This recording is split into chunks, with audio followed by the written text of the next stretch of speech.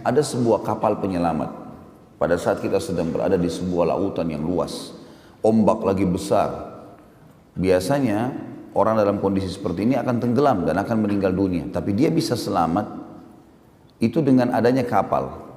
Dan kapal penyelamat pada saat ombak lagi berkecamuk dan kita tidak memiliki tunggangan sedikit pun atau apapun di atas lautan, itu kapal penyelamat itu namanya taubat. Bagaimana tidak teman-teman sekalian?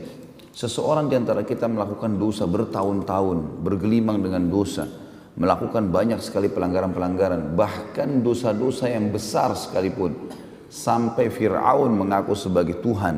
Ya. Orang-orang melakukan dosa-dosa syirik, dosa-dosa yang besar, dan bertahun-tahun, kalau kita bahasakan sudah berkarat dengan dosa itu, tetap dengan fasilitas taubat ini, dia terselamatkan. Dia taubat di akhir hidupnya, terselamatkan. Ya. Di zaman Nabi SAW, ada orang-orang yang mengaku sebagai Nabi, ada orang yang kufur kepada Allah dan Rasulnya. Tapi di akhir hidupnya bertaubat, masuk Islam. Seperti Ikrimah bin Abi Jahal, ya, yang sempat mendukung ayahnya, Abu Jahal, dalam kekufuran. Kemudian dia taubat nasuha.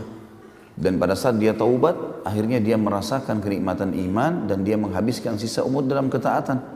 Sampai-sampai karena ikhlasnya taubatnya, dia setiap kali melihat Al-Quran, dia memegang lalu meletakkan di dadanya sambil mengatakan, ini firman Tuhanku yang aku lalaikan, ini firman Tuhanku yang aku lalaikan, sambil dia menangis radhiyallahu anhu.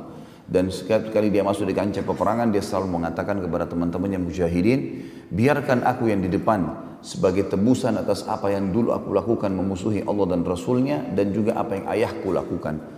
Sampai beliau terbunuh mati syahid di perang Yarmuk. Ya. Jadi ada orang-orang subhanallah telah melakukan perbuatan-perbuatan yang salah, tapi Allah subhanahu wa ta'ala memberikan kepada dia solusi, jalan keluar. Bahkan kita tahu sama-sama hadis yang sudah masyhur, Allah gembira dengan taubat hambanya. Allah gembira dengan taubat hambanya. Jadi kalau kita berbuat salah, syaitan seringkali menunggangi keadaan seakan-akan dosa itu sudah terlanjur kita lakukan dan tidak mungkin diampuni oleh Allah. Atau mungkin dia membisikkan mengatakan, kan sudah terlanjur kau lakukan, tidak apa-apa ulangi aja.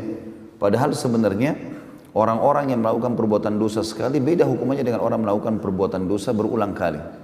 Ingat saudaraku seiman, setiap kali kita berbuat kebaikan, maka balasan yang akan datang dari Allah, dari rahmatnya, itu lebih besar daripada perbuatan kita. Begitu pula dosa-dosa yang kita lakukan, sekecil apapun, hukumannya lebih berat daripada perbuatan kita.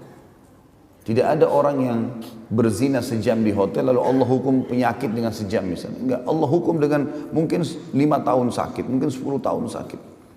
Jadi perbuatannya lebih, efek balasnya lebih besar daripada perbuatannya. Dan sudah pernah kita jelaskan juga dalam beberapa kali contoh-contoh pengajian kita. Kalau masih diingat, saya membahasakan sebenarnya item yang diharamkan jauh lebih sedikit dibandingkan item yang dibolehkan. Kalau Allah dengan kemahamurahannya menunggangi atau memberikan kepada kita tugas atau beban seperti misalnya hawa nafsu, pengen makan, pengen minum, pengen biologis, lalu Allah tidak siapkan fasilitasnya, mungkin wajar orang melanggar. Ini enggak, fasilitasnya dikasih. Dan ingat teman-teman sekalian, kalau ada was-was syaitan yang mengatakan kepada kita bahwasanya kalau berbuat dosa, ya maaf, kalau orang yang berbuat pelanggaran dosa itu sama saja kedudukannya dengan orang-orang yang berbuat pahala. Ya, atau misal was-was yang lain. Misal orang yang ke diskotik sama ke pengajian, sama aja itu.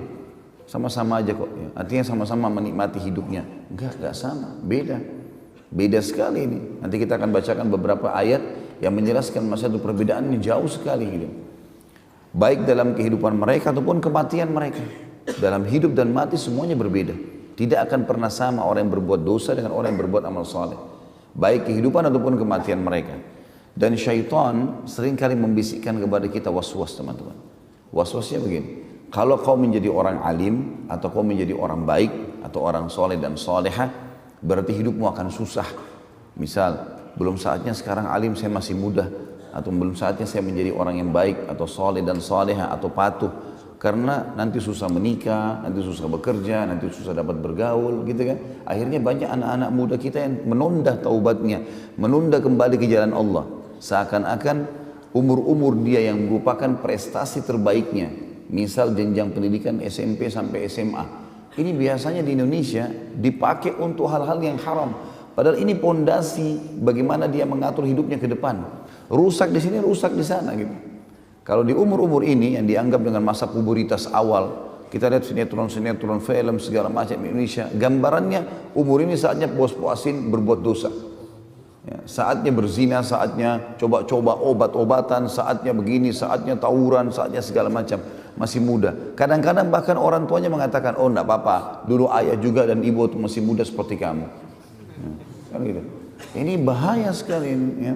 Justru pada saat umur-umur ini, prestasi terbaik. Kalau di umur ini masuk ke pesantren, belajar Al-Quran, belajar hadis, di sini terbentuk pribadinya. Kalau di umur ini tidak berzina teman-teman sekalian, tidak akan zina sampai dia mati.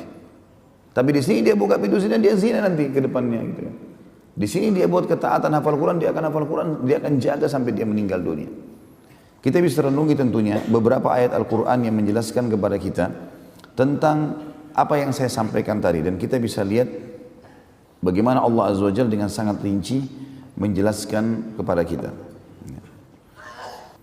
Yang pertama itu disebutkan dalam surah Shad, surah nomor 38 ayat 28. Surah Shad, surah nomor 38 ayat 28. Silakan dibuka Qur'annya biar tahu kita tadabburi. A'udzu billahi minasyaitonir rajim. Am naj'alul ladzina amanu wa amilus solihati kal mufsidina fil ardi am naj'alul muttaqina kal fujjar. Mana bisa kami samakan antara orang-orang yang beriman dan beramal soleh dengan orang-orang yang membuat kerusakan di muka bumi? Atau mana bisa kami menjadikan orang-orang yang patuh, muttaqin dengan orang-orang yang durhaka, fujjar? Enggak bakal sama. Orang yang baik, orang yang soleh dan soleh disukai sama Allah. Allah janjikan pahala yang besar dari perbuatannya, dan juga Allah buat manusia suka. Pernah saya kasih contoh orang yang bakti sama orang tuanya, orang yang jujur, orang yang amanah, orang yang dermawan. Semua ini pasti Allah suka, Allah janjikan pahala besar. Allah juga membuat manusia suka. Dan pada saat dia hidup pun dikenang kebaikannya. Si fulan, oh si fulan baik ya. Si fulan tuh begini, si fulan tuh begini. Kalau dia mati, oh iya si fulan baik. Beda dengan orang fujar, orang yang durhaka. Allah benci perbuatannya. Allah ancam dengan ancaman yang berat. Ya, seperti riba, zina, segala macam, dusta. Ya, durhaka sama orang tua, Allah benci. Allah ancam dengan ancaman berat. Allah buat manusia benci.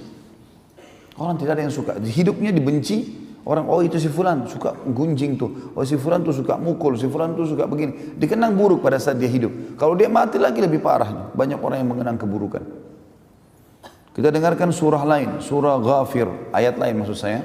Surah nomor 40 ayat 58. Surah nomor 40 ayat 58. A'udzu billahi minasyaitonir rajim. Wa ma yastawil a'ma wal basir wal ladzina amanu wa 'amilus solihati walal musii qalilan ma tatadzakkarun. Tidak akan pernah sama antara orang buta dan orang melihat. Mustahil. Orang yang melihat lebih leluasa beraktivitas. Dia tahu ada bahaya depannya, ada lubang, ada orang yang mau berbuat jahat, dia tahu. Ya. Kalau orang tidak melihat, orang buta susah. Kata Allah, tidak akan pernah sama orang yang buta dengan orang yang melihat. Begitu pula seperti itu perumpamannya tidak akan sama antara orang beriman dan beramal soleh dengan orang yang melakukan pelanggaran. Tapi sayang, sangat sedikit kalian berpikir dalam masalah itu. Seakan-akan orang kalau jadi orang baik tadi saya bilang, orang jadi patuh sama Allah, dikucilkan, susah menikah. Ini semua kedustaan, waswas syaitan. Enggak benar. Dalam ayat yang lain surah Al-Jathiyah, surah nomor 45 ayat 21 juga Allah berfirman. Surah Al-Jathiyah, surah nomor 45 ayat 21. A'udzu billahi minasyaitonir rajim. Am hasibal ladzina ijtara'u as-sayyi'ati an naj'alahum kal ladzina amanu wa 'amilus shalihat. An naj'alahum kalladzina amanu wa 'amilus solihati sawa'an mahyahum wa mamatuhum sa'a ma yahkumun. Allah SWT mengatakan, apakah orang-orang yang berbuat dosa itu, pelanggaran-pelanggaran, mengira kami akan menyamakan mereka sama dengan orang-orang beriman dan beramal saleh, baik kehidupan ataupun kematian mereka? Sungguh buruk apa yang mereka hakimi itu. Enggak mungkin itu. Mustahil. Di kehidupan mereka, orang-orang yang beriman pasti bahagia, pasti tentram. Was-was syaitan yang mengatakan kita kalau jadi orang baik itu kemudian jadi tidak enak. Bohong semuanya.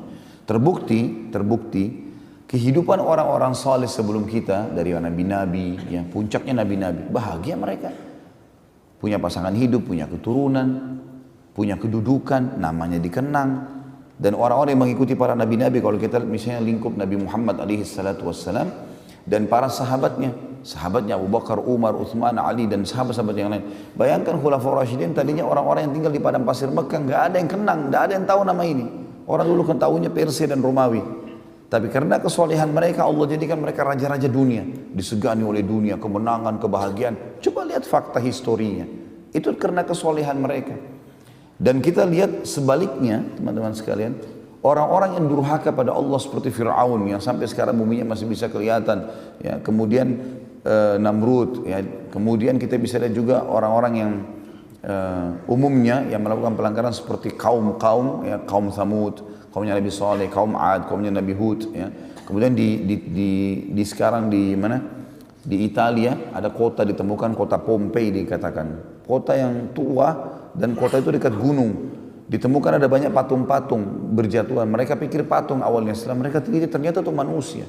Tapi bentuknya seperti patung kayak dikutuk. Mereka pun tidak tahu ceritanya. Saya pernah lihat cuplikannya, cuma dikatakan kota ini kemungkinan pernah melanggar Tuhan. Mereka bahasakan begitu karena dokumentasinya itu adalah orang-orang non-muslim yang membuatnya. Ini cuma melanggar Tuhan saja, kemudian dihukum seperti ini. Entah apa kisah mereka. Tapi kita lihat orang-orang yang durhaka dihukum seperti itu, dan orang-orang yang saleh, sebagaimana Allah menyebutkan orang-orang yang saleh itu seperti para nabi-nabi dalam surah Al-Anbiya, surah Al-An'am. Sebabnya para nabi-nabi diberikan kelebihan-kelebihan, kepemimpinan, ya, kedudukan, keturunan, harta, ya. Itu semua karena mereka buat kesolehan. Dan Allah setelah menyebutkan nabi-nabi dalam surah Al-An'am, surah nomor 6 ayat 85, Allah tutup ayatnya mengatakan, A'udzubillahi minasyaitonirrajim, kullum minas salihin. Semua itu kami berikan kepada mereka karena mereka orang-orang yang saleh, orang-orang yang patuh. Ya. Juga Allah subhanahu wa ta'ala menyebutkan dalam surah Al-Ankabut, surah nomor 29 ayat 4. Surah nomor 29 ayat 4. A'udzubillahi minasyaitonirrajim. Ayat ini sangat tegas menekankan orang-orang yang mengkhayal kalau dia buat dosa tidak dihukum. Ya. Itu mengkhayal namanya. Tidak bakal lepas luput dari azabnya Allah. Al-Ankabut ayat 4. Surah nomor 29. A'udzubillahi minasyaitonirrajim. Am hasibal ladzina ya'maluna as-sayyi'ati an yasbiquna sa'a ma yahkumun. Ya. Apakah orang-orang yang berbuat dosa itu mengira mereka luput dari azab kami? Ya. Sungguh buruk apa yang mereka hakimi itu. Perhatikan di sini ayat Allah jelas, gitu kan. Jadi jangan masuk ke zona itu, teman-teman. Tidak usah masuk ke zona pelanggaran. Ini wilayah pelanggaran agama, tidak usah dimasukin, tidak usah dicoba-coba, nggak ada istilah coba dosa itu. Ya. Coba aja ini, coba aja khamar supaya kamu tahu rasanya, nggak usah coba. Tidak ada ruginya kita kalau nggak coba. Kalau kita nggak coba dosa, nggak ada ruginya. Nggak coba khamar, nggak coba zina, nggak ada ruginya. Bukan tangan kita putus, mata kita buta, nggak, sama sekali nggak. Jangan dicoba-coba karena bahaya buat kita. Kalau kita masuk ke sana, teman-teman sekalian, ada hukumannya. Dan efek hukumannya lebih berat daripada perbuatannya. Sementara orang berbuat amal saleh, efek balasnya juga lebih besar. Lebih besar. Ya. Banyak sekali Allah salihati ulaika lahum maghfiratun wa rizqun karim. Allah pasti akan memberikan balasan orang-orang yang beriman dan beramal saleh. Mereka akan mendapatkan pengampunan dosa dan rezeki yang melimpah. Surah Fatir, surah nomor 35 ayat 7. Surah nomor 35 ayat 7 juga Allah berfirman, A'udzu billahi minasyaitonir rajim walladzina amanu wa amilus solihati lahum maghfiratun wa ajrun kabir. Orang-orang yang beriman dan beramal saleh mereka pasti akan dibersihkan dosa-dosanya dan diberikan pahala yang besar. Surah Muhammad, surah nomor 47 ayat 2. A'udzu billahi minasyaitonir rajim والذين آمنوا وعملوا الصالحات وآمنوا بما نزل على محمد وهو الحق من ربهم كفر عنه سيئاتهم وأصلح بالهم.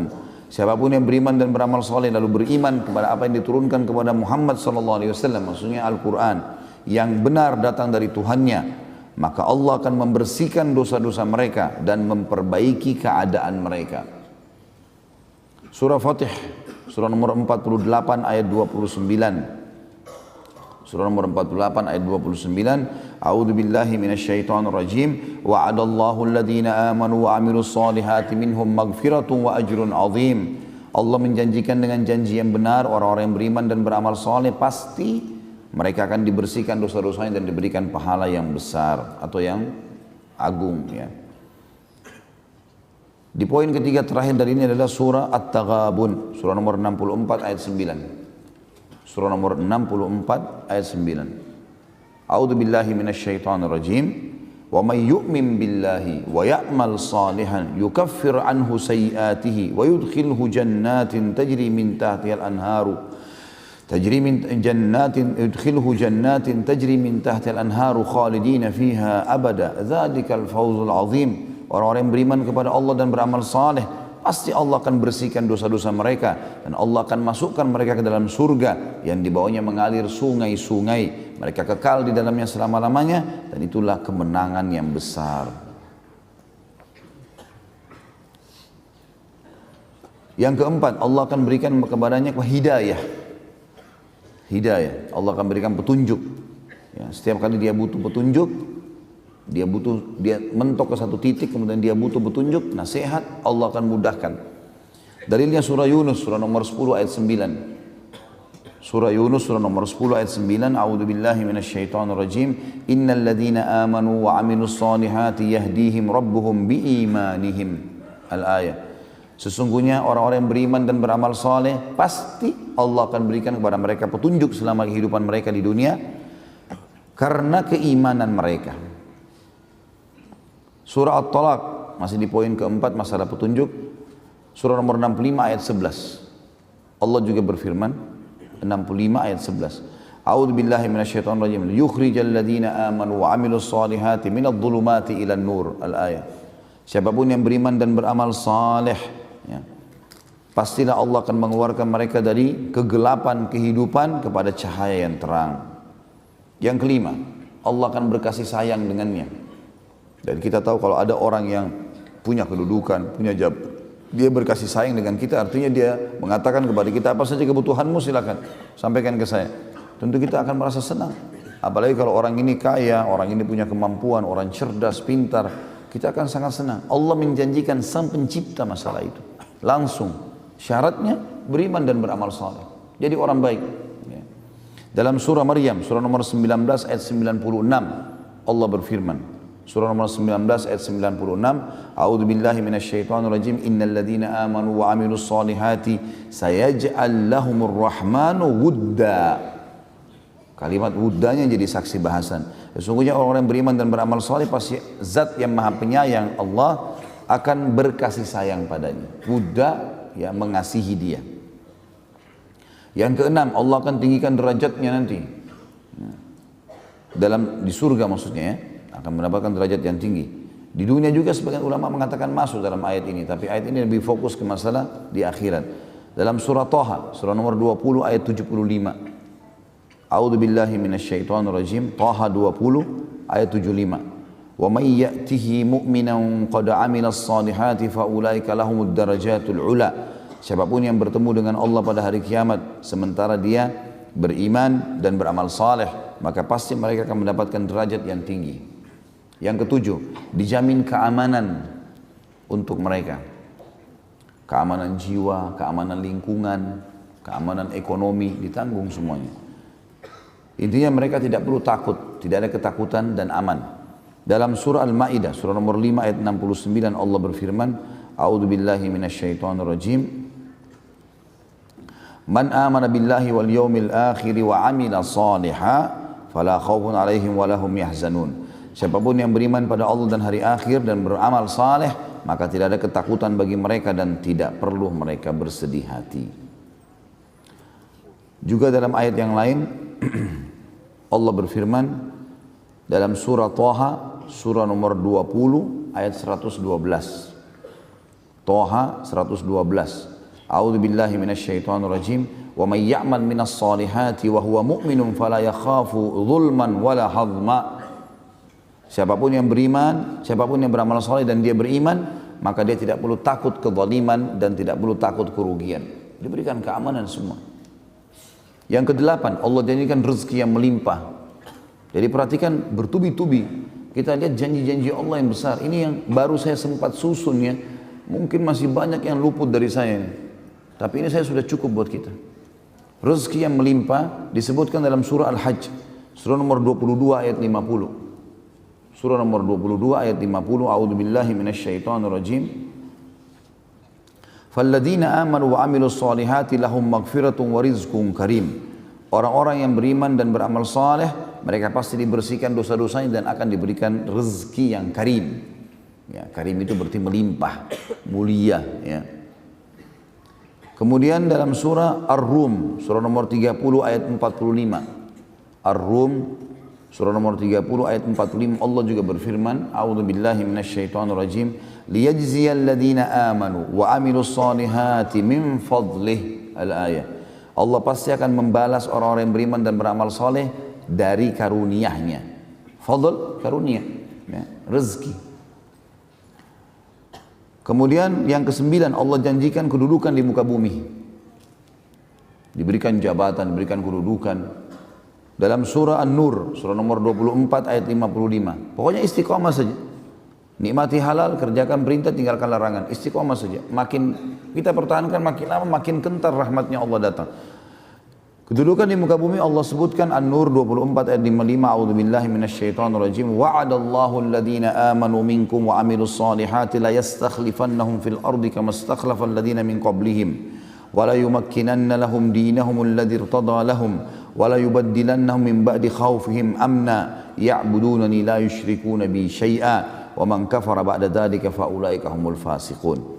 Allah menjanjikan dengan janji yang benar, siapapun yang beriman di antara kalian dan beramal saleh pasti akan diberikan kedudukan di muka bumi. Kata ulama bisa diberikan sampai kerajaan, ya. Maka Allah akan memberikan kepada mereka kedudukan di muka bumi sebagaimana telah diberikan oleh kepada orang-orang saleh sebelum mereka, dan pasti Allah akan menetapkan atau memenangkan agama yang telah Allah ridhoi yang mereka pertahankan, dan Allah akan ganti ketakutan mereka menjadi keamanan. Syaratnya mereka menyembah dan patuh hanya kepada Aku dan tidak menyekutukan Aku dengan sesuatu apapun. Dan siapa yang kufur setelah ini, sudah ada penyampaian tapi tidak mau juga engah, ya, tidak mau juga sadar, maka mereka adalah orang-orang yang fasik. Jadi ini dijanjikan saksi bahasan kita akan diberikan kedudukan di muka bumi. Dalam surah Al-Anbiya, surah nomor 21 ayat 105, masih di poin 9 diberikan kedudukan. Al-Anbiya 21105. A'udzu billahi minasyaitonir rajim. Annal arda yarithuha ibadiyas salihun. Bumi pasti kami akan wariskan kepada hamba-hamba kami yang saleh. Jadi waswas syaitan saja itu yang mengatakan kepada kita kalau jadi orang saleh atau salehah, atau anak-anak dari kecil kalau kita buat hafal Quran, ajak ke masjid, ini berarti sudah terlalu kolot ini, ya. Garis keras lah, apalah segala macam. Ini nggak benar semua. Iya. Dianggap ini ajaran-ajaran yang keras, tidak penting, ya. Lihat bagaimana Allah janjikan. Yang ke-10, Allah janjikan rahmat setelah kedudukan di muka bumi. Rahmat karunia yang sedang kita bahas juga dalam buku kita.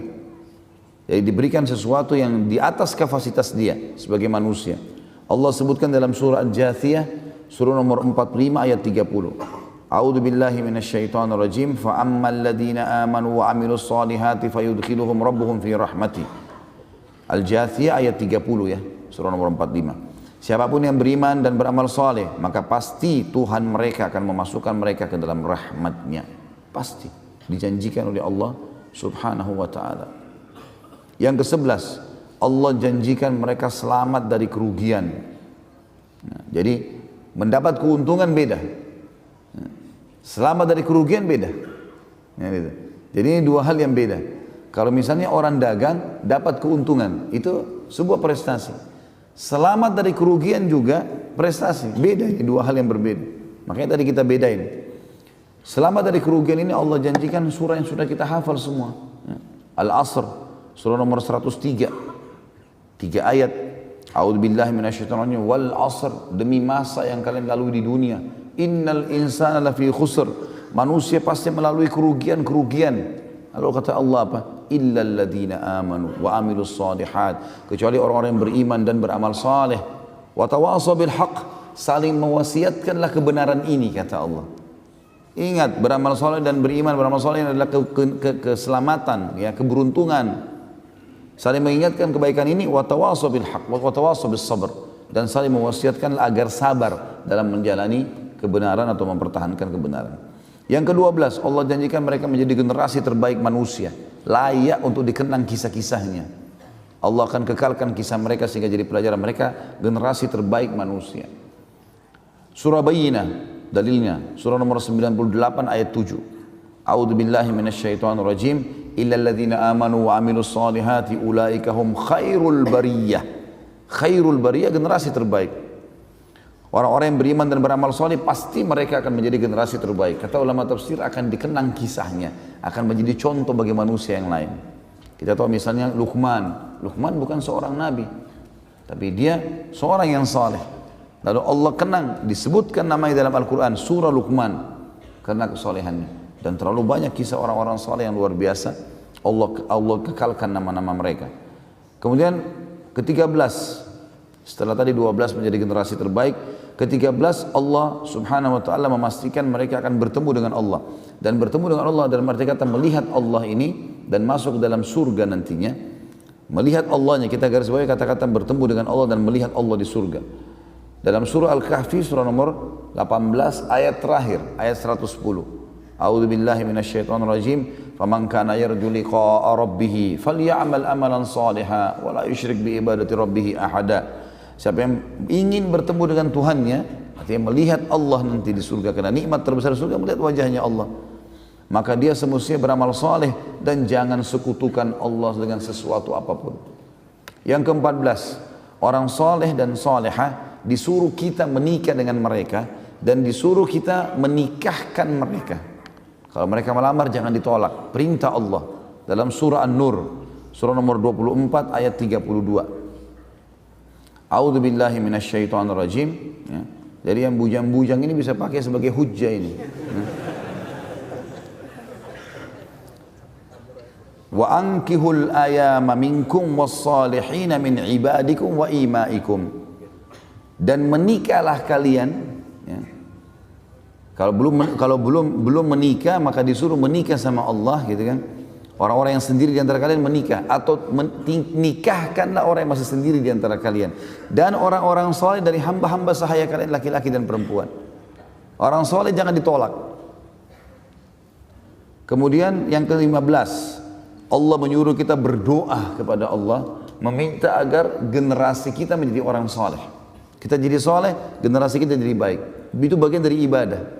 Jadi kita mencetak kader manusia ini, itu orang-orang saleh. Allah sebutkan dalam Al-Quran, dan jangan luput doa ini dalam setiap hari teman-teman. Baca doa ini, walaupun belum menikah juga baca.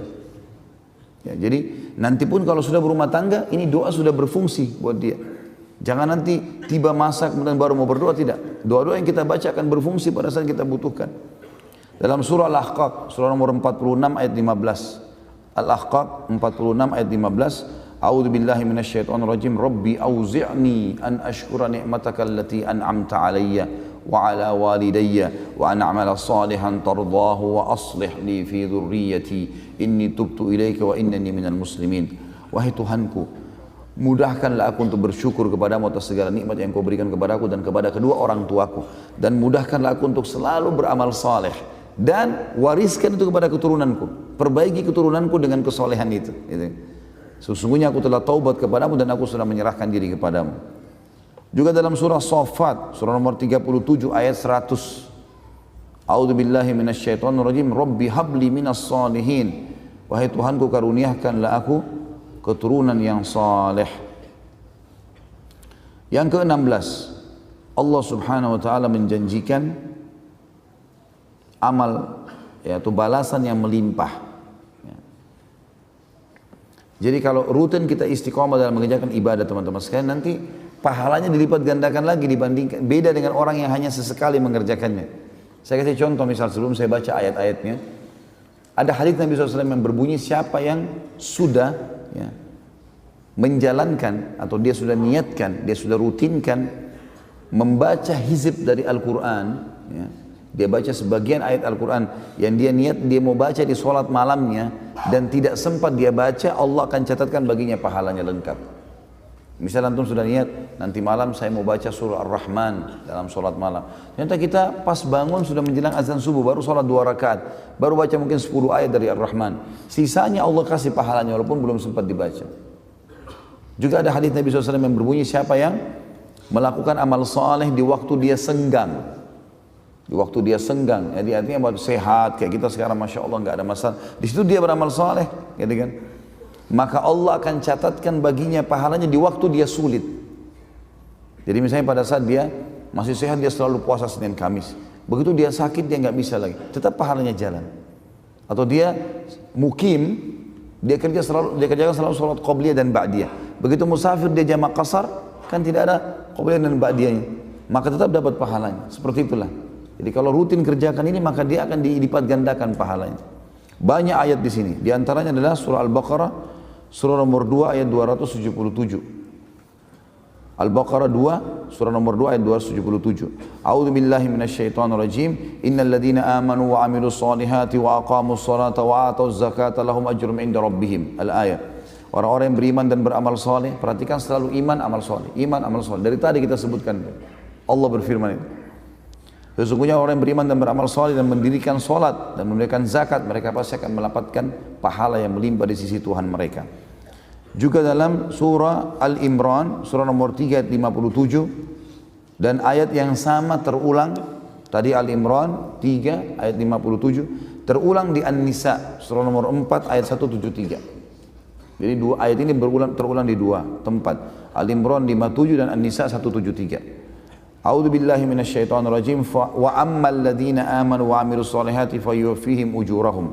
Siapapun yang beriman dan beramal saleh pasti akan diberikan semua pahala mereka dengan melipat atau terlipat ganda. Dalam surah Al-Isra, surah nomor 17 ayat 9. Surah nomor 17 ayat 9. A'udzu billahi minasyaitonir rajim. Wa yubashshirul mu'minina alladzina ya'maluna sholihati anna lahum ajran kabira. Siapapun yang beriman dan beramal saleh, maka pasti akan diberikan pahala yang besar, ya. Kemudian dalam surah Al-Kahfi, surah nomor 18 ayat 2, Allah juga berfirman, A'udzu billahi minasyaitonir rajim. Wa yubashshirul mu'minina alladzina ya'maluna sholihati anna lahum ajran hasana. Kalau tadi ajran kabira, ya. Allah menyampaikan berita gembira kepada orang yang beriman dan beramal saleh, mereka pasti akan mendapatkan ajran hasana. Hasan artinya pahala yang menggembirakan dia.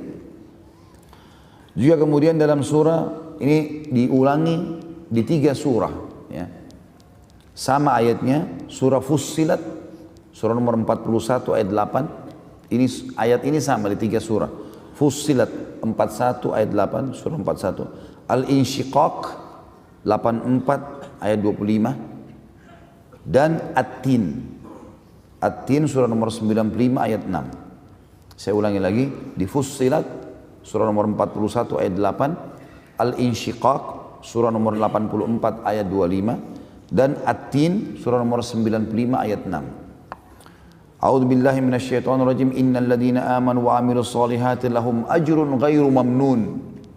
Sesungguhnya orang beriman dan beramal saleh, mereka akan mendapatkan pahala yang tidak akan pernah membuatnya sedih, atau maksudnya diberikan pahala yang melimpah.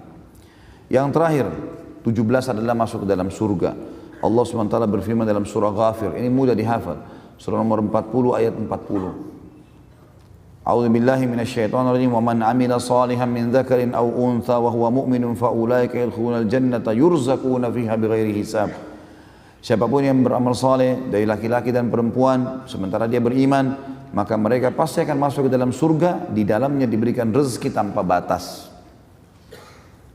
Kemudian dalam surah At-Talaq, surah nomor 65 ayat 11, orang yang beriman dan beramal saleh akan masuk surga. At-Talaq 65 ayat 11.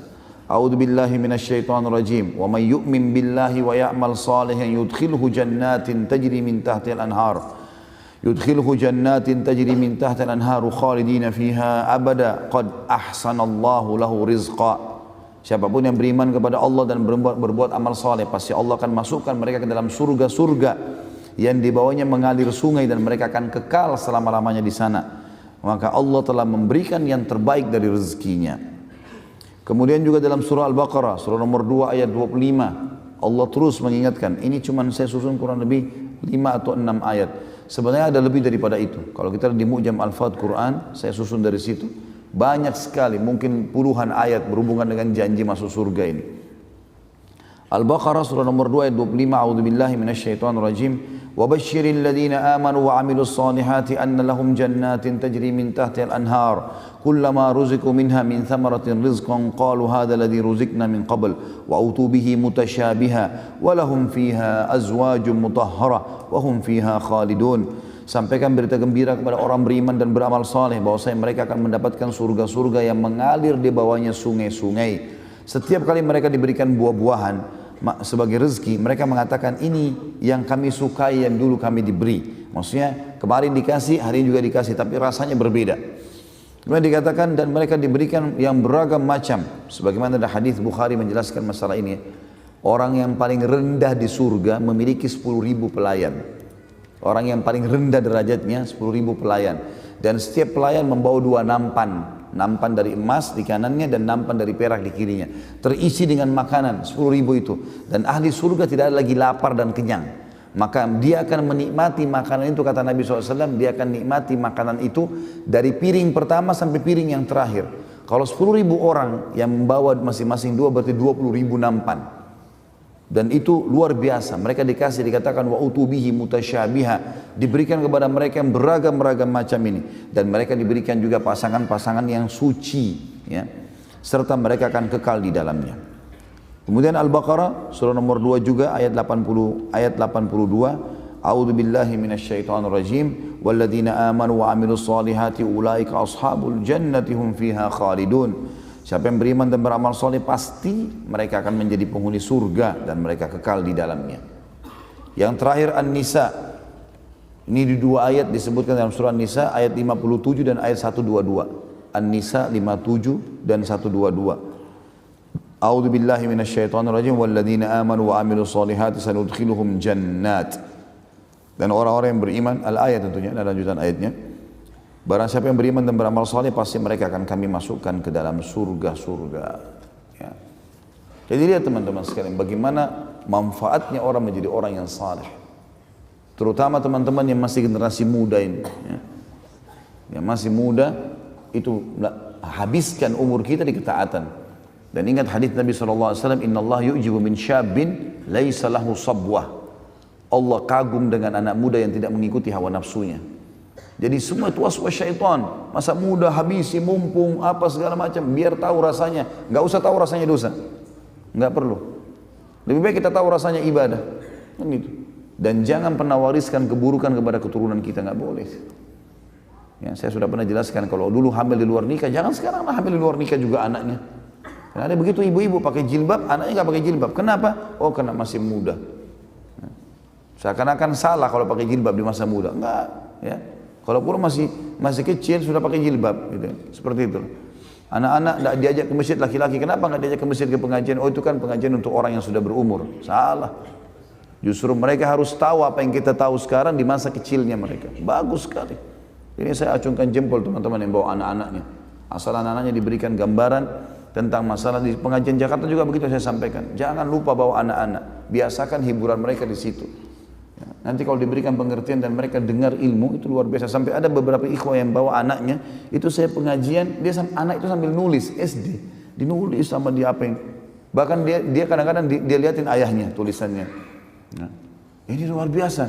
Ada seorang ikhwah membawa anaknya kepada saya di salah satu pengajian Jakarta, bahwa Ustaz ini anak saya. Saya kira cuma mau salaman saja. Terus dia bilang, Ustaz ini anak saya dari 1 tahun yang lalu saya biasakan dengar ceramahnya Ustaz. Dan sekarang setiap mau tidur selalu awalnya saya paksakan dengar. Sekarang dia nggak mau tidur kecuali dengar ceramahnya Ustaz. Dan dia sudah dengar kurang lebih 300 judul ceramah. Di SD, kelas 2, kelas 3 SD. Dia sudah bisa nampung 300 ceramah yang dia dengar. Bagaimana kalau dia dengar seterusnya? Itu generasi yang harus kita kader. Jadi, seperti itu. Jangan keburukan-keburukan teman-teman. Dan kita juga jadikan anak kita sebagai amal jariah. Baik, kita masuk ke bahasan yang disampaikan oleh penulis di sini, masalah memohon ampun. Beliau mengangkat 1 ayat dan juga masalah taubat diangkat juga 1 ayat. Tapi kita dengarkan bagaimana, maaf, ada 2 ayat ya di masalah taubat.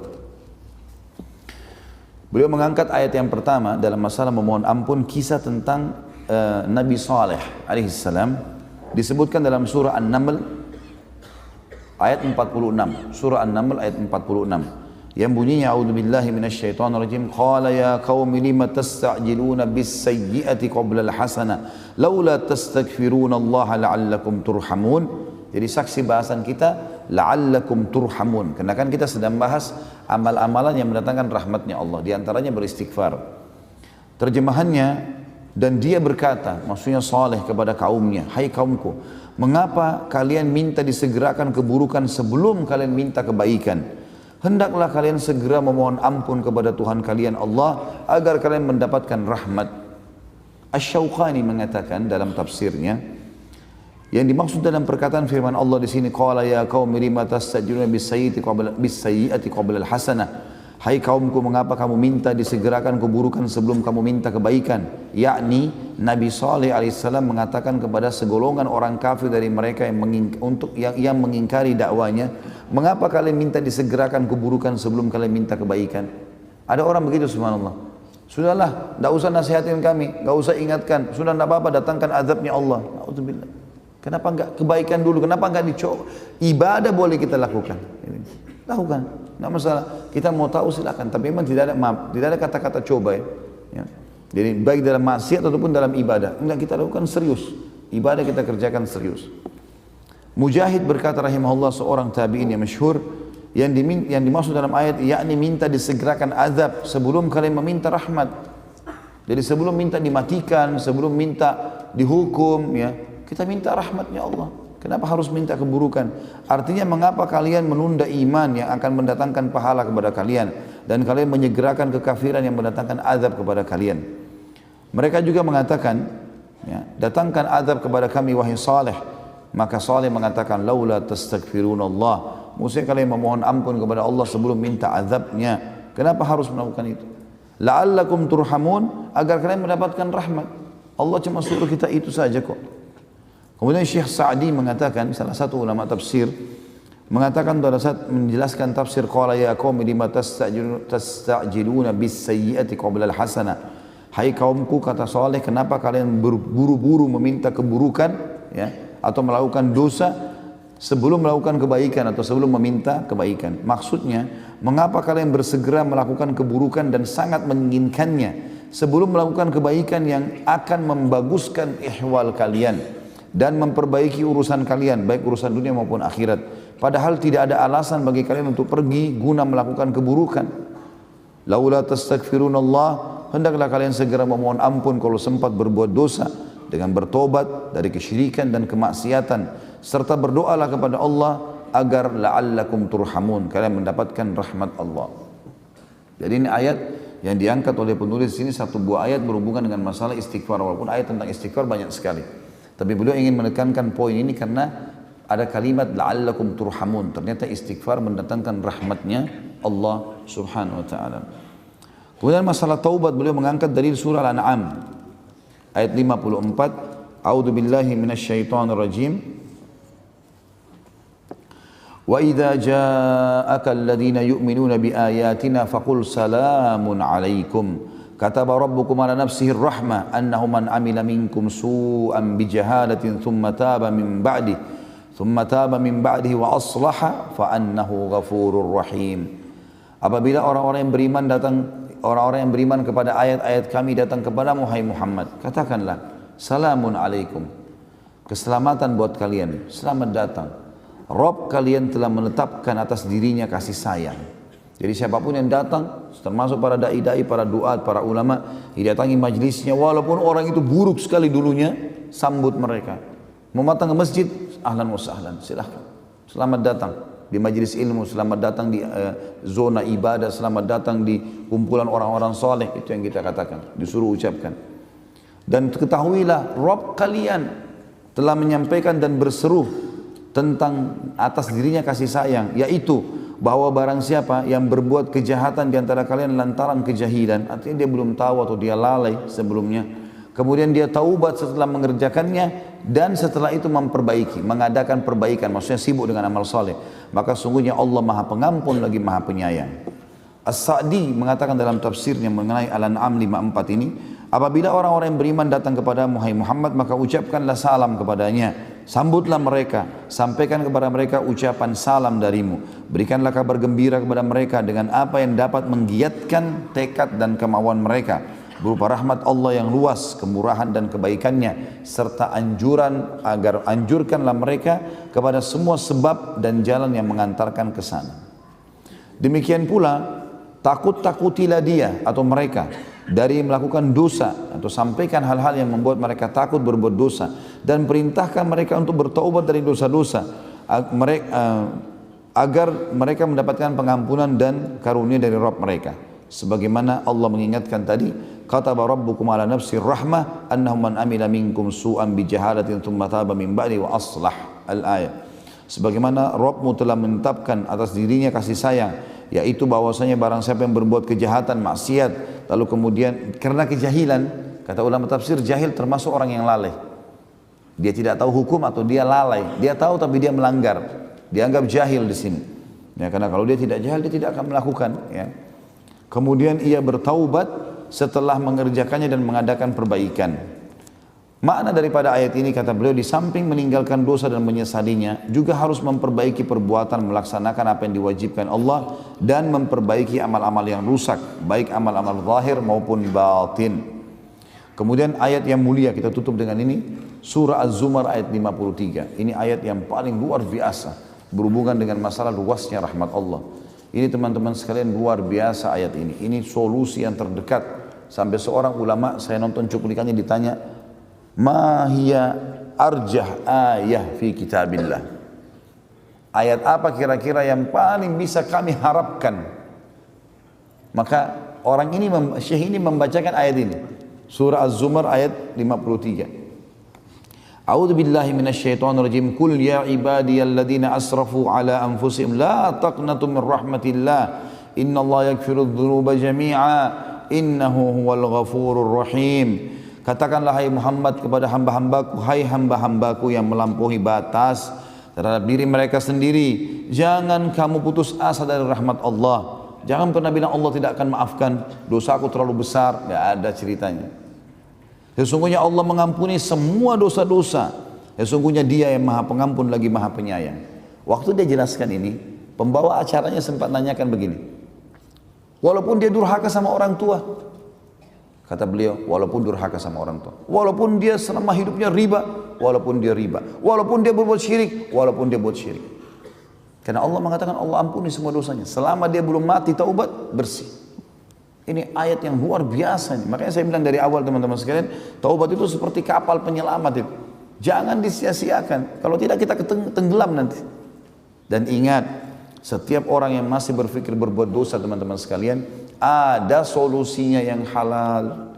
Babi haram, Allah ganti sapi, kambing, ayam, ikan, banyak gantinya. Allah haramkan khamar, gantinya susu, madu, sirup, banyak yang lain. Allah larang zina, Allah bolehkan nikah. Dan itu. Oleh karena itu yang bujang-bujang nikah segala. Saya selalu gitu godain orang bujang-bujang, tidak tahu tunggu apa ini. Hah? Allahu a'lam nunggu apa. Baik, sampai sini ada pertanyaan? Banyak.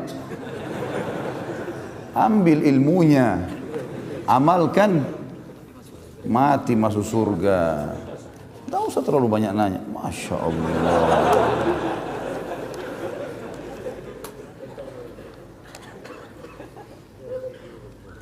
Apakah jika hendak menikah harus memiliki rasa sayang dan kecocokan terlebih dahulu, sedangkan Allah menjanjikan rasa sayang diberikan setelah pernikahan? Karena mayoritas akhwat menolak, bahkan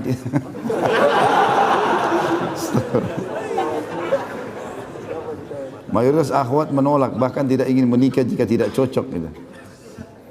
Apa hubungannya ini dengan baiklah, anggap masuk. Tentu saja tidak perlu, tidak cinta dan kasih sayang itu muncul setelah menikah. Pacaran itu dalam Islam setelah menikah. Menikah dulu, nanti kemudian baru kita lampiaskan, gitu kan. Apa saja kata-kata, tatapan mata, ciuman, semuanya lampiaskan setelah nikah. Sebelum nikah nggak boleh haram, setelah nikah pahala, gitu kan. Kalau masalah akhwat ada yang menolak, nggak usah putus asa. Banyak akhwat yang lain. Banyak sekali. Jangan putus asa, ditolak lamaran di sini, tolak lamar yang sana. Ini nolak lamar yang sana. Insya Allah nanti dapat itu. Asal memang yang sepadan, kan itu. Kebanyakan orang ditolak karena memang tidak sepadan. Harus mengerti juga. Saya mau nikah harus tinggi, putih, cantik. Ya tunggu di surga bidadari. Terlalu cerewet. Yang pendek datang nggak mau, yang tinggi nggak mau, yang gemuk nggak mau, yang kurus nggak mau. Mau yang mana? Rewel ini. Akhirnya nanti malaikat mau datang baru nyesal. Sudah nikah tutup mata. Bujang-bujang.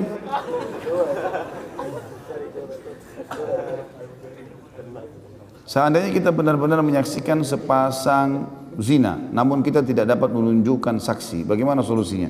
Sudah, nasihati. Nggak bisa, kita nggak boleh melaporkan kalau kita nggak punya saksi, teman-teman sekalian. Dalam Islam hukumnya begitu. Kalau enggak, kita yang kena hukuman. Karena memang dalam Islam yang didahulukan adalah menutupi aib, bukan membongkar. Bukan begitu lihat zina laporin, expose, enggak. Malah tutupin. Kata Nabi SAW, man satara musliman, satarahullahu yaumal qiyamah. Siapa yang menutupi aib seorang muslim, aib termasuk perbuatan dosa, maka Allah akan tutupi aibnya pada hari kiamat. Tapi di sini kita bukan diam, nasihatin dia. Nggak boleh loh ini haram gini-gini. Nasihatin, kasih buku, nasihatin dengan lisan. Kalau tidak bisa pun kita lewat memang tempat-tempat perzinahan, kita doakan saja. Semoga Allah berikan hidayah gitu. Seperti itulah ya. Kita tahu bahwa ada amal jariah, tapi saya pernah dengar mengenai dosa jariah. Benarkah ada Ustaz? Bagaimana kita bertobat darinya? Saya tidak pernah tahu istilah dosa jariah ya. Amal jariah memang pernah ada. Tapi secara dalil bisa terjadi. Artinya ada hadis Nabi SAW yang berbunyi, siapa yang menyuruh pada kebaikan, dia akan dapat pahala. Orang yang melakukan apa yang dia serukan tanpa dikurangi sedikit pun dari pahalanya kan. Lalu Nabi SAW mengatakan, dan siapa yang menyuruh pada keburukan, dosa, maka dia akan dapat pelaku dosa itu tanpa dikurangi sedikit pun dari dosanya. Jadi bisa saja memang termasuk. Ya, jadi teman-teman sekalian, kalau orang berbuat dosa, kalaupun dia sampai berbuat dosa, dia segera taubat, dia tutupi aibnya dan jangan diajarkan ke orang lain. Ada orang jadi pahlawan dalam dosa. Nah, ya. Dia zina, dia ajak temannya berzina, dia ajarin caranya. Nanti kau begini, nanti kau begini, nanti kau begini. Ya orang itu buat dosa, dia dapat dosa. Untuk apa ini? Apa yang seharusnya kita lakukan ketika ada teman yang berhijrahnya hanya sekedar penampilan? Bagaimana peran kita terhadap teman seperti ini? Nasihatin semuanya teman-teman. Kalau kita tahu orang ini mungkin subhanallah dia mau kebaikan, terbukti dia mengubah performanya misalnya, tapi mungkin dia butuh panduan, dia butuh sesuatu yang lebih mendongkrak dia. Makanya Allah SWT juga menyebutkan itu tentang Nabi SAW, dan kita sudah jelaskan di materi sirah kita kemarin. Ya, walau kunta faddan ghalidhal qalbi lam faddu min hawlik. Hai Muhammad, kalau kau berkeras hati itu begini. Seperti orang, walaupun itu orang pernah buat salah, ya, kemudian dia minta maaf sekarang, enggak, saya enggak mau maafin. Itu berkeras hati namanya. Kenapa? Untuk apa kita seperti itu? Udah orang ngaku salah, selesai. Minta maaf, ya sudah maafin. Seperti itulah kurang lebih. Jadi kalau ada orang-orang seperti ini, mungkin dia butuh dalil, butuh kisah, butuh sesuatu yang lebih menyentuh. Tapi perubahan performanya ini menandakan dia mau kebaikan, insya Allah. Mudah-mudahan dia mau kebaikan. Jadi sangka baiklah. Dulu saya pernah menjelekkan pemerintah atau presiden melalui media sosial. Setelah mengenal sunnah, saya baru tahu bahwa hal itu dosa dan saya sudah bertaubat. Apa saya harus menemui presiden untuk memohon maaf?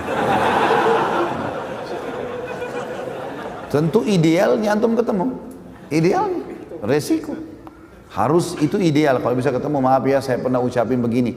Itu lebih bagus. Kalau nggak bisa, mungkin karena jarak, mungkin karena kondisi segala macam, ya sudah. Kita caranya bagaimana kalau orang itu meninggal atau tidak bisa dijangkau, atau kita tidak tahu keberadaannya, maka kita mengingat apa yang pernah kita lakukan. Misalnya kita pernah menyebutkan di media kayak tadi, maka sekarang antum sebarin di media lagi. Ya. Ungkapkan kalau itu pernyataan yang salah, atau antum sebutkan tentang kebaikan-kebaikan. Karena orang yang sudah meninggal atau orang yang hilang, ini kita dianjurkan untuk menyebut-nyebut kebaikannya, ya, dan meluruskan kesalahan kita yang lalu. Sama kalau kita pernah gosipin orang, kita pernah siapa saja, ya, bagaimana caranya? Ya kita hubungin minta maaf. Kalau nggak bisa, Baik, kita ingat siapa orang yang pertama kita hubungin dulu, lalu hubungin kembali. Dulu yang saya bilang itu salah ya. Ya lebih baik begitu di dunia daripada kita berusaha di akhirat. Karena di dunia gampang teman-teman, cuma bilang maafin saya ya. Kita berusaha sebutin kebaikannya, di akhirat susah ini. Di akhirat urusannya pahala kita diambil. Rugi sekali. Ya kalau dia sisakan, kalau diambil semua pahalanya gimana? Kan rugi ya. Ini apa ini maksudnya? Ya Ustaz, tataplah kami yang ada di dalam majlis ini. Bila kelak di surga tidak menemukan kami, tolong tanyakan keberadaan kami. Antum beramal soleh, kita ketemu insya Allah. Tiketnya gampang, iman dan amal soleh. Tadi kita bahas itu. Dan tidak susah itu. Beriman sama Allah, nikmati halal, tinggalkan yang haram. Dapat semuanya. Janji Allah nggak mungkin salah. Ya. Dan insya Allah Allah menemukan kita di sini dan juga di sana. Bagaimana cara menghilangkan waswas syaitan yang paling ampuh Ustaz? Karena ana merasakan gangguan di dalam diri ana sendiri, seperti terkadang datang tiba-tiba pikiran kotor dan hati yang selalu berucap kotor datang dengan tiba-tiba. Lalu bagaimana cara menghilangkannya? Ini waswas syaitan, harus isti'adah. A'udzubillahi minasyaitonirrajim. Sering ucapkan itu. Insya Allah beberapa kali diulangi akan hilang. Itu yang pertama. Yang kedua, semua fasilitas yang bisa membawa kita pada dosa itu tinggalkan. Semuanya. Teman-teman, media, apa saja. Misal perzinahan, kita mau tinggalkan. Bagaimana caranya? Tinggalkan semua teman-teman yang bisa mengajak ke situ. Tinggalkan semua fasilitas ke situ. Tontonan, lihat, segala macam. Hindari. Dan insya Allah akan aman. Tapi yang penting adalah isti'adah kepada Allah Subhanahu Wa Taala. Dan juga bentuk komunitas ya. Tinggalkan komunitas buruk tadi. Fasilitas buruk menuju kepada fasilitas yang baik dan komunitas yang baik.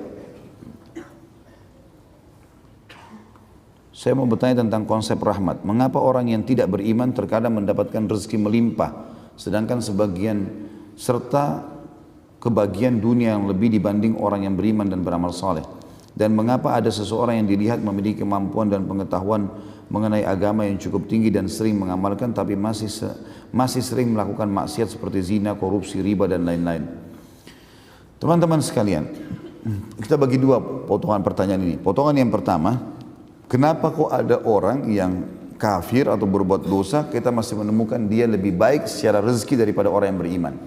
Saya melihat ini ketidakadilan. Antum yang bertanya ini ketidakadilan di sini. Kenapa tidak adil teman-teman sekalian? Antum coba melihat tolok ukurnya orang kafir yang sedang melimpah rezekinya dengan orang mukmin yang sedang kurang rezekinya. Nggak ketemu. Pertemukan kalau antum mau tahu rahmatnya Allah antara orang kafir yang kaya sama orang muslim yang kaya. Nah itu baru adil. Pertemukan antara orang kafir yang miskin dengan orang muslim yang miskin. Nah itu baru adil. Kalau antum melihat tetangga antum yang punya mobil Mercy karena memang dia punya perusahaan, sementara antum sebagai pegawai biasa, antum bilang saya beriman, itu orang kafir kok bisa lebih baik dari saya.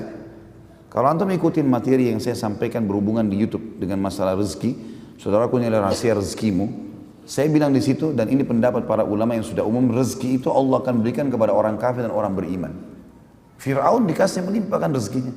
Jadi raja segala macam oleh Allah. Allah bukakan kepada siapa saja yang dia inginkan. Yarzuqu man yasha. Siapa saja yang dia mau kasih rezeki, dia kasih rezeki, kuasa Allah. Tapi antum jangan putus asa dari rahmat Allah. Antum bisa minta. Bisa minta. Dan Allah memberikan kepada kita. Tugas kita hanya minta dan menikmati teman-teman. Minta, merengek kepada Allah, manja dengan Allah. Kalau bahasa saya lebih banyak manja dengan Allah. Minta, merengek, ya Allah berikan, ya Allah berikan. Sabar, nikmati prosesnya, pasti dapat. Pepatah bahasa Arab jelas, manjadda wajad. Siapa yang berusaha dia akan dapat. Dalam firman Allah juga berbunyi, a'udzubillahi minasyaitonirrajim walladzina jahadu fina lanahdiyannahum subulana. Orang-orang yang berusaha untuk menuju ke jalan-jalan kami, kami akan berikan petunjuk ke jalan kami. Artinya pasti akan ada titik finishnya, itu akan ada garis terakhirnya, aku akan dapatkan. Sabar. Kalau antum sudah mengatakan Rabbana atau Allahumma, ya Allah, itu pembukanya sudah ada garis startnya, udah ada garis finishnya itu. Antum tinggal nikmati proses. Mungkin tinggal 2 hari lagi berdoa Allah kasih. Nikmati proses. Kalau masalah yang kedua ini, kenapa masih ada orang yang melakukan ibadah, punya ilmu tinggi, tapi masih zina, korupsi dan riba dan lain-lain? Ini tanda tanya. Ilmunya berarti tidak bermanfaat buat dia. Ya. Mestinya dia tidak melakukannya. Kalaupun mereka terjerumus dalam kesalahan, mereka segera taubat. Ada di antara sahabat juga yang berzina, ada sahabat yang sempat melakukan perasaan, tapi mereka bertaubat. Mereka kembali ke jalan Allah. Tapi kalau dia terus terjerumus dalam hal itu tidak mungkin ini. Pasti berarti ilmunya tidak berbekas pada dia. Ya, kadang-kadang orang kalau menuntut ilmu memang hanya untuk urusan dunia ini berat memang teman-teman sekalian. Karena ilmunya tidak jadi pengawas bagi dia. Tapi kalau dia niat ilmu itu ilmu syar'i, seperti antum hadir di majelis ini bukan hanya karena seremoni, hanya untuk meramaikan atau testimoni coba-coba karena teman aja, enggak. Saya datang, saya mau dengar apa sih agama sampaikan, lalu saya amalkan. Nah itu manfaatnya besar. Dan efek majelis ilmu yang ikhlas itu pasti antum akan rasakan lebih dekat dengan Allah, lebih semangat ibadah dan lebih takut berbuat dosa. Nah itu efeknya, itu dijaga. Dulu saya pernah kuliah dengan cara tanda kutip jalan belakang. Sekarang saya sudah lulus dan sudah bekerja. Dari ijazah yang saya dapatkan dengan cara tanda kutip tidak pantas. Apa penghasilan saya barakah atau haram? Bagaimana mengatasinya? Di sini dirincikan dulu yang dimaksud dengan cara yang tidak, cara belakang ini seperti apa. Kalau misal yang dimaksud dulu saya waktu masuk kuliah saya nyogok misalnya. Untuk masuk ya, untuk lolos. Dosa dengan sogokannya. Tapi bagaimana dengan pada saat dia kuliah? Itu hukum lain ulama bilang, dipisahin. Dia kalau nuntut ilmu bagus segala macam, dia tahu, maka itu nggak ada masalah. Itu dia dosa dengan perbuatan awalnya, tapi rentetan ilmu yang dia pelajari bagus, tidak ada masalah. Tapi kalau yang antum maksudnya adalah beli ijazah, ini nggak boleh. Beli ijazah sehingga ijazah itu dipakai untuk bekerja, ijazah palsu ini nggak boleh. Jadi bedain. Kalau hanya sekedar masuk karena persaingan kemudian dia bayar, ini dosa, ini sogokan, dan ini dosa besar. Tapi setelahnya kalau dia bekerja segala macam, ini adalah berbeda. Ya, tidak disambut pautkan dengan pendapatnya tetap halal kalau pekerjaannya halal, atau tetap kuliahnya bagus, tidak ada masalah kalau memang itu adalah sesuatu yang baik saja gitu. Terlebih lagi kalau kata para ulama orang hidup di wilayah-wilayah atau negara-negara yang tidak bisa lolos kecuali dengan cara seperti itu misalnya. Dia tidak bisa lolos lagi. Harus dengan cara itu. Kalau dia tidak memberi, dia tidak akan semua. Anda ingin tanyakan tentang adab berbicara pada orang tua. Sebelumnya Anda ingin menceritakan kalau sudah beberapa tahun terakhir ibu Anda mengalami masalah pendengaran. Dan setiap kali Anda berbicara selalu dengan nada tinggi dan selalu mengulang-ulang pembicaraan. Bagaimana hukumnya Ustaz? Apakah Anda termasuk orang yang berdosa? Innamal a'malu binniyat. Niatnya gimana? Kalau ibunya lagi pendengarannya enggak jelas gitu kan. Kemudian diikuti niat, ini ibu saya waktu kecil suka marahin saya, ya. Sekalian saya teriak-teriak sekarang. Nah, itu dosa. Tapi kalau memang betul-betul ibunya enggak dengar, lalu kemudian dia tinggikan nadanya betul-betul murni hanya sekedar mau memberikan pendengaran, enggak ada masalah. Karena itu harus dilakukan. Kalau tidak ibunya enggak tahu apa maksudnya. Jadi di sini kembali kepada niatnya. Orang yang sudah belajar sunnah ketika meninggal, pengurusan jenazahnya masih dengan cara kebiasaan orang-orang di lingkungannya. Misal, pakai menabur bunga, tahlilan dan lain-lain dilakukan oleh keluarganya. Apakah si mayit mendapatkan dosa dengan apa yang dilakukan oleh keluarganya? Tentu lebih baik seseorang di antara kita menulis wasiat. Mumpung antum hidup, antum tulis wasiat. Saya minta kalau saya meninggal, caranya seperti ini. Tulis wasiat. Dijalankan seperti sunnah Nabi SAW atau ada buku kita titipin. Karena Nabi SAW perintahkan wasiat itu. Kata Nabi SAW, janganlah seseorang di antara kalian terlintas di benaknya sesuatu sudah 3 hari, maka kecuali dia sudah tulis dalam bentuk wasiat. Utang di mana, mau dikuburkan seperti apa, nanti anak-anak saya mau wasiatkan anak dan istri saya harus seperti ini kalau saya meninggal. Tulis wasiat, pesan-pesan. Masalah nanti mereka langgar itu tuh urusan nanti, urusan mereka sama Allah. Tapi kita sudah lepas. Kita sudah lepas. Kalau kita pun meninggal, saya minta meninggal diurus dengan begini-begini, atau saya disolati di masjid ini, misalnya di kotanya, karena dia tahu di situ adalah orang mengikuti sunnah Nabi SAW, maka itu insya Allah aman. Kalau ada pelanggaran setelah itu bukan urusan dia lagi. Yang penting dia sudah sampaikan. Apakah ada larangan memancing sedangkan istri sedang hamil? Apa termasuk membunuh makhluk Allah? Tidak ada hubungannya. Apa hubungannya? Kecuali pancing antum taruh di istri antum ya. La haula wala quwwata illa billah. Enggak apa-apa ini. Bolehkah menikah dengan alasan saya takut terjerumus ke dalam maksiat dan posisi saya masih mahasiswa, dan ketika sudah menikah saya tetap melanjutkan kuliah saya dan bisa hidup masing-masing masih ditanggung oleh orang tua. Boleh sekali. Nggak ada hubungannya menikah dengan prestasi dunia. Kalau antum mau ke masjid nanti kalau ada motor atau ada kendaraan maka tidak akan sholat-sholat di masjid kan. Karena diumumkan dengan prestasi dunia, nggak ada hubungannya. Menikah nggak ada hubungannya dengan sarjana, nggak ada hubungannya dengan ijazah. Para sahabat itu mudah sekali mereka kalau mau nikah. Hari ini dia lihat cocok, dia datang ke rumah melamar, malam sudah suami istri. Mudah, gampang. Kalau mati sudah masuk, dapat pahalanya. Kalau antum kan Masya Allah sekian tahun dulu, sudah S1 nanti punya mobil, nanti punya rumah, lama-lama putih semua rambutnya baru mau nikah. Menikah saya nggak ada hubungannya sama sekali. Jika saya pernah merusak barang orang lain dan saya pergi begitu saja tanpa adanya tanggung jawab dan saya sangat menyesali perbuatan, bagaimana cara saya bertobat? Sedangkan orang yang saya zalimi tidak pernah ketemu. Usahakan dulu, cari tahu di mana orang itu. Ini bahaya, haknya orang, nggak boleh main-main di sini. Harus cari dulu orang itu. Kalau betul-betul tidak ketemu, maka nilai barang itu atau barang yang sama sedekahkan atas nama orang itu. Misalnya handphone, kita beli handphone senilai itu, misalnya nilainya dulu berapa? Senilai, bukan produknya ya. Karena kalau produk bisa saya sudah tidak muncul lagi nilainya. Misal pada zaman 5 tahun yang lalu, HP ini harganya 10 juta misalnya. Kalau sekarang sudah nggak ada nilainya HP itu, mungkin sudah tidak keluar lagi. Jadi nilainya, oh nilai 10 juta pada saat itu, kita keluarkan. Sedekahkan atas nama orang itu solusi terdekatnya. Sekarang anak terpaksa dan urgen kerja di perusahaan rokok. Apa anak salah Ustaz? Karena sudah cari-cari kerja belum ada yang terima. Sedangkan istri anak hamil. Anak bingung kalau nganggur nggak ada penghasilan untuk istri. Apa yang anak harus lakukan?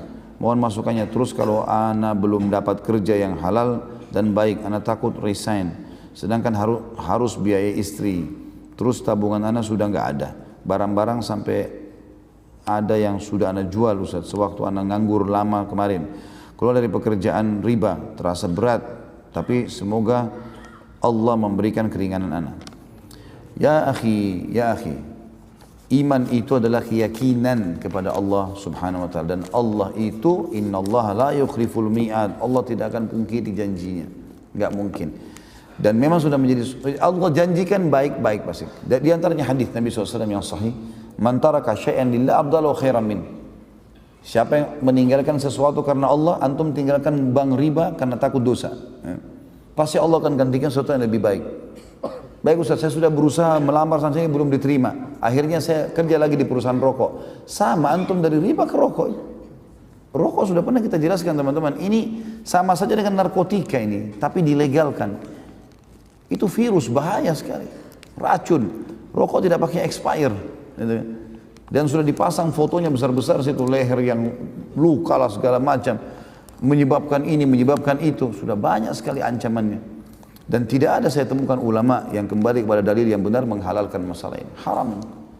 Baik, bagaimana saya biayai hidup istri saya? Harus keyakinan teman-teman. Kerja apa saja, tidak harus itu, cari kerja yang halal. Walaupun hanya untuk menjadi waitress dulu di sebuah rumah makan, walaupun bantu apa di bangunan, apa saja, yang penting halal. Ada seseorang ikhwah kita di Jakarta keluar dari sebuah bank konvensional. Dulu dia jabatannya sangat tinggi sampai rumahnya mewah di Jakarta, mobilnya banyak segala macam. Dia cerita sama saya setelah dengarkan ceramah kemudian ditinggalkan semua. Memang ada proses, ada proses. Prosesinya memang begitu. Sama gini, kalau antum lapar, berdoa sama Allah, ya Allah hilangkan lapar saya. Tiba-tiba laparnya hilang, enggak mungkin. Pasti ada proses. Kita cari dulu makanan, ya. Kemudian atau ada orang yang kasih kita lalu kita kunyah, ditelan dulu baru hilang laparnya. Proses, nikmati proses. Saya melihat antum ini yang bertanya cuma karena kekhawatiran saja. Kekhawatiran, belum maksimal dalam berkorban. Mungkin antum selama ini kerja di bank konvensional misalnya 5 tahun. Sekarang baru 1 tahun resign atau 2 tahun resign. Masih belum berimbang antara pelanggaran yang pernah kita lakukan. Baik, coba dengan cara lain. Tidak mungkin. Kata Nabi SAW, siapa di antara kalian yang bertawakal kepada Allah, menyerahkan urusan perkaranya kepada Allah, benar-benar tawakal, maka pasti Allah akan berikan dia rezeki, ya, sebagaimana Allah memberikan rezeki seekor burung yang pergi pagi hari, sorenya dia balik, dia sudah punya makanan. Semut di lubangnya Allah kasih rezeki. Bagaimana antum manusia yang berakal, ya, yang Allah mengatakan fi ahsani taqwim, sempurna semuanya, lalu kemudian kita rasa kita tidak bisa. Nggak mungkin itu. Yang lebih parah teman-teman, kalau kayak gini, ini jangan ditunda resignnya. Istri lagi hamil dikasih dari uang hasil gaji rokok. Ini kan bahaya sekali. Buat antum berbahaya, istri antum bahaya, antum berbahaya. Masalah jual barang, tidak usah khawatir. Jual barang ya sudah. Bertawakal kepada Allah subhanahu wa ta'ala. Saya kasih contoh kisah. Ada banyak kisah diantaranya. Ada seorang saleh diceritakan oleh para ulama dalam kisah orang-orang saleh, tapi saya tidak temukan namanya orang ini. Dia orang miskin sebenarnya. Dia makan juga pas-pasan dengan istri dan anaknya. Dia punya sekitar 4 anak, 4 atau 5 anak. Pas dia mau makan malam sama istri dan anak-anaknya, makanan juga pas-pasan, ada orang ketuk pintu rumahnya. Dan orang miskin juga yang ketuk. Ini orang miskin, orang susah. Begitu buka pintu dia minta makanan. Istrinya lihat ke dia, bagaimana? Makanan juga cuma 1 piring. Ini pun kalau kita makan gak cukup. Kalau kita kasih ke orang sebagian, maka sebagian kita makan, sebagian enggak. Udah kasih aja semua, kata suami. Kasih orang itu, dikasih.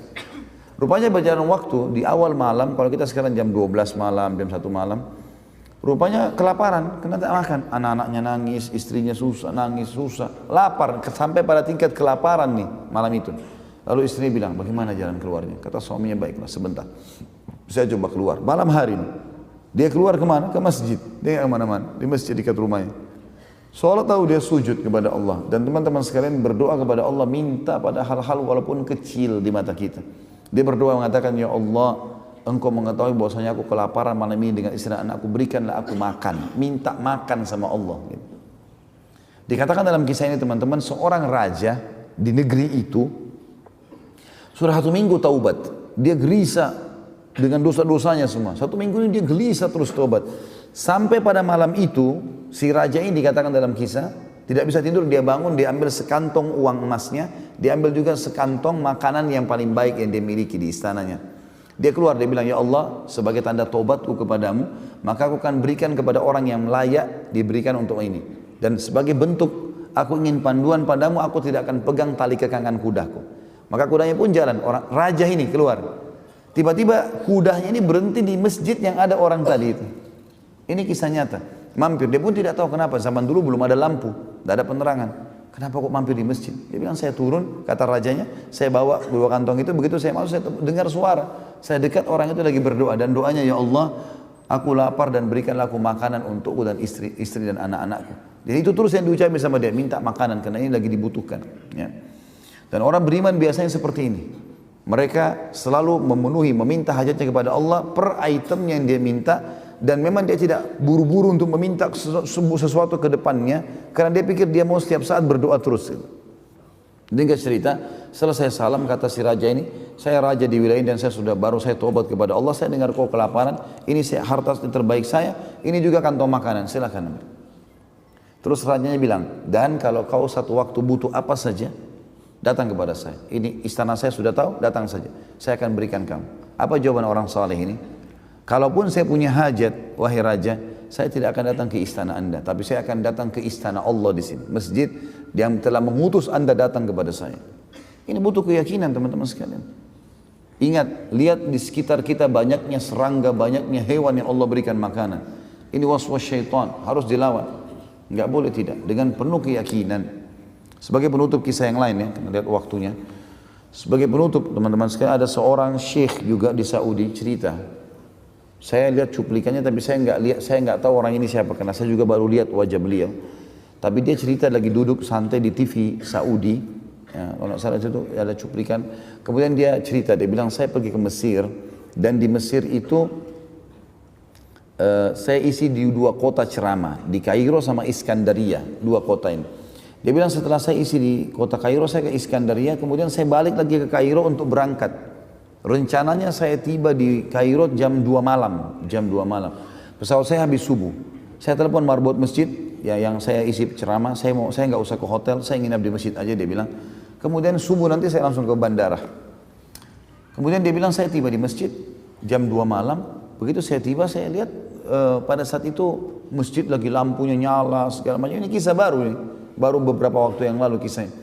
Dia bilang lampu semua nyala, saya masuk masjid, saya pikir mungkin marbot masjid nyalain, ternyata bukan gitu, ternyata bukan. Dia bilang saya lihat ada orang di depan mihrab, di mihrab, lagi sujud, lagi nangis-nangis sama Allah, lagi berdoa sendirian. Saya pun coba dekat mau dengar, doa apa orang ini sampaikan. Dalam doanya dia bilang begini, ya Allah, sesungguhnya engkau tahu istriku mau dioperasi besok, dan dia butuh 14.500 jenih ponnya Mesir. Ya, mungkin kalau saya tidak salah ini nilainya sekarang rupiah 50-60 juta rupiah, sekitar begitulah. Dan saya tidak punya uang ya Allah, sebagaimana engkau ketahui, mudahkanlah ya Allah. Sambil orang ini menangis-nangis karena istrinya harus dioperasi besok. Setelah saya salam, kata syekhnya, saya datang ke dia. Kenapa akhi? Kenapa sampai begitu? Dia bilang masalahnya berat. Bagi saya berat karena tolok ukur beratnya masalah kan tergantung individu itu. Kita nggak bisa tarik ke diri kita ya. Ada orang mungkin bagi dia lapar sedikit sudah masalah besar. Ada orang mungkin 2-3 hari nggak makan dia masih anggap biasa. Jadi dia masih bisa bersabar. Jadi ini tergantung keadaan. Maka dia bilang saya sudah betul-betul istri saya sakit, saya harus operasi, dia harus operasi, saya tidak punya duit sama sekali. Satu pun saya nggak punya. Dia butuh 14.500. Kata syekhnya sambil dia bilang sambil saya tepuk pundaknya, lanjutkan doamu. Allah tidak akan sia-siakan orang yang beriman dan berdoa padanya. Dia bilang orang itu pun lanjutin doanya. Dia bilang saya sholat. Dia bilang saya sholat malam, saya sholat witir. Lalu saya tidur sambil nunggu subuh beberapa saat. Azan subuh saya dibangun sama masjid. Syekh bangun, bangun. Begitu dia bilang saya bangun, saya sholat sunnah, orang itu sudah nggak ada. Kemudian saya begitu iqamah saya disuruh sama masjid. Syekh silakan jadi imam. Dia bilang suara saya paruh saya. Ya semalaman kurang tidur. Dia bilang nggak apa-apa, ayat-ayat pendek aja nggak masalah. Yang penting antum jadi imam. Baiklah. Dia bilang saya mau jadi imam, saya baca surah-surah pendek. Begitu selesai, tiba-tiba ada orang dari saf tengah datang. Dia bilang Syekh, saya penggemar anda di YouTube. Rupanya Syekh ini punya banyak cuplikan di YouTube. Dia bilang saya penggemar anda di YouTube. Dan saya tinggal di apartemen di sebelahnya masjid ini. Ada apartemen, ini saya tinggal di sini. Saya termasuk pengusahanya Kairo, salah satu pengusaha dia bilang. Dan saya pada saat mau sholat subuh tadi di masjid lain, saya dengar suara anda di mic, maka saya datang ke masjid ini. Dia bilang, Syekh, saya minta satu bantuan. Kata Syekhnya, apa bantuan? Mau bantu apa? Dia bilang, saya ini punya zakat mal, jumlahnya 14.500 jenis. Saya mau keluarkan, tolong pandu saya ke siapa? Kata Syekh, tiba-tiba saya nangis nih, karena dia tahu kisahnya. Dia bilang sebentar. Syekhnya bilang saya berdiri cari di saf mana orang yang tadi malam berdoa-doa itu. Jumlahnya sama 14.500. Dia bilang begitu saya lihat di ujung saf saya panggil dia. Begitu dia datang kata syekhnya, akhi saudaraku ceritain apa hajatmu. Ini orang ini mau dengar. Dia bilang demi Allah syekh istri saya lagi di rumah sakit saya butuh bantuan butuh 14.500 jenis. Tiba-tiba orang kaya itu nangis juga. Jadi syekh sama orang kaya nangis. Orang yang mau mendapat sumbangan ini bantuan tidak tahu kenapa dua orang ini nangis. Maka kemudian dia tanya, kenapa kalian nangis? Kata si orang kaya itu, sungguh Allah sudah memandu saya ke kamu. Ini 14.500 jenis zakat saya. Istri saya sudah ingatkan sudah 1 minggu. Selalu dia bilang, keluarlah, berikan haknya Allah di jalannya. Jangan ditahan ini. Dan saya selalu bilang, saya tidak mau bagi-bagi harta ini. Saya maunya, saya dapat kepada satu orang hamba Allah yang butuh bantuan. Jumlahnya seperti zakat ini, yang dengannya Allah selamatkan saya di akhirat. Maka tiga-tiganya jadi nangis kata Syekh. Ya, karena terharu lihat kejadian yang luar biasa. Maka kata Syekhnya orang yang sedang butuh bantuan ini, dia tiba-tiba saja melupakan saya, melupakan orang yang kasih zakat, dia menghadap kiblat lalu dia mengangkat kepalanya ke langit sambil mengatakan, aku mencintaimu ya Allah. Cuma tinggal butuh keyakinan. Makanya kata Nabi SAW, Udu rabbakum mukinuna bil ijabah. Fa inna allaha la yakbalu du'a min qalbin ghafil. Berdoalah kalian kepada Tuhan kalian dengan penuh keyakinan akan diijabah. Ya. Sesungguhnya Allah tidak akan menerima doa dari orang-orang yang hatinya lalai. Jadi harus kita garis bawahi poin ini teman-teman sekalian. Baik, ada pertanyaan dan kita tutup dengan itu tentunya. Mudah-mudahan majelis ilmu tidak pernah ditinggalkan karena jadikan simbol hidup tidak ada hari tanpa ilmu. Karena itu ilmu adalah landasan agama kita yang mendatangkan keimanan dan kalau iman sudah ada maka semuanya bisa berubah. Orang bodoh jadi pintar, penakut jadi pemberani, orang pelit jadi dermawan dan semuanya menjadi baik dengan izin Allah Subhanahu wa taala. Mungkin begitu saja. Kalau benar dari Allah, kalau salah dari saya mohon dimaafkan. Subhanakallahumma bihamdika asyhadu an la ilaha illa anta astaghfiruka wa atubu ilaik. Wassalamualaikum warahmatullahi wabarakatuh.